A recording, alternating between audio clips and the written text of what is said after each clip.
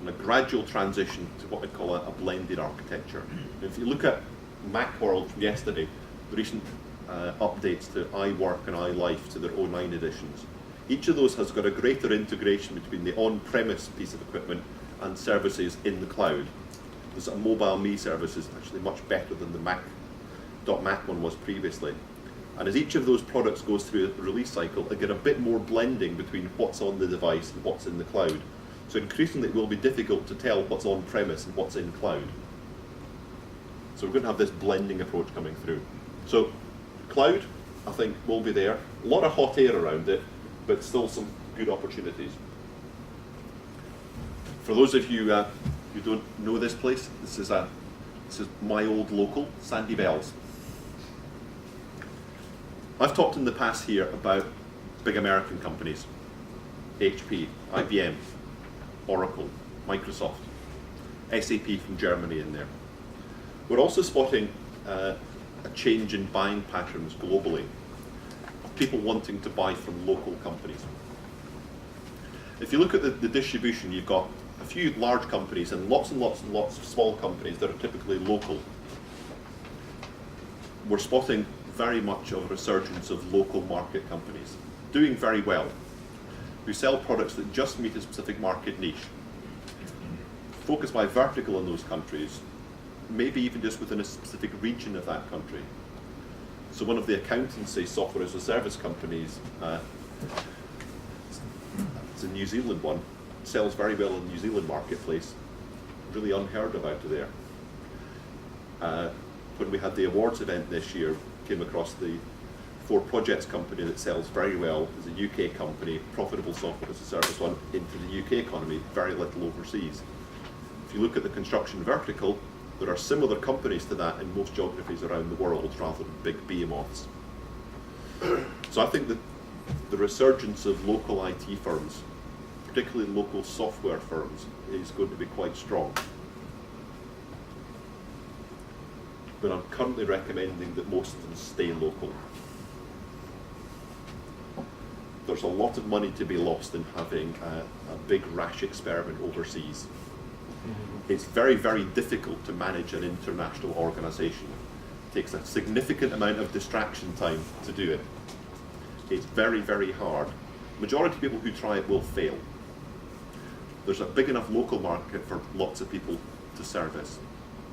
So I don't mind local companies being ambitious, but it's really hard to serve an international market. Green. It's the best I could get for a green picture as a tree hugger. The reason green is going to be a popular thing, firstly from the marketing side, but secondly from the economic side. If I talk to any of the Valley CEOs, sort of John Schwartz's etc., son, they say, it's not about ecology, it's about economy. Most green movements are driven by pure economics. So the virtualization for power saving is the reason to do it. It's not to cut down carbon emissions, it's to cut down the cost of electricity. We developed this phrase called greenwashing.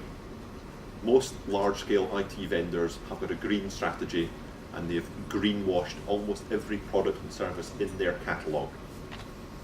So again, like cloud, it's going to have an element of hype and marketing around it. But there's also a big control on spend. If you look through large-scale public sector contracts, UK and European-wide, if anyone's had ITTs through recently, you might well have seen the number of them that have got a green credentials appendix to them for you to fill in has increased a lot. The public sector buyers are putting green credentials into there as well. So whether you've got a green strategy or not, you probably ought to have one. Whether it's token or real, you probably ought to have one. But there's a lot of money to be made from doing things like virtualization, not just for the electricity, for the management savings, the real estate. Because it sort of galls me as someone who's interested in money that you pay once to heat the chips up to get them to work, then you pay to cool them down again. Get much more focus on low power chips. You're seeing price per watt rather than any other efficiency metric being declared on processors. So the whole thing has gone green. Green has gone mainstream. So Polly, my bet for 2009. As an analyst, it's quite good to be counter-cyclical. So it's a debate where everyone else is going away from. So that's what I've done. I've been money lending.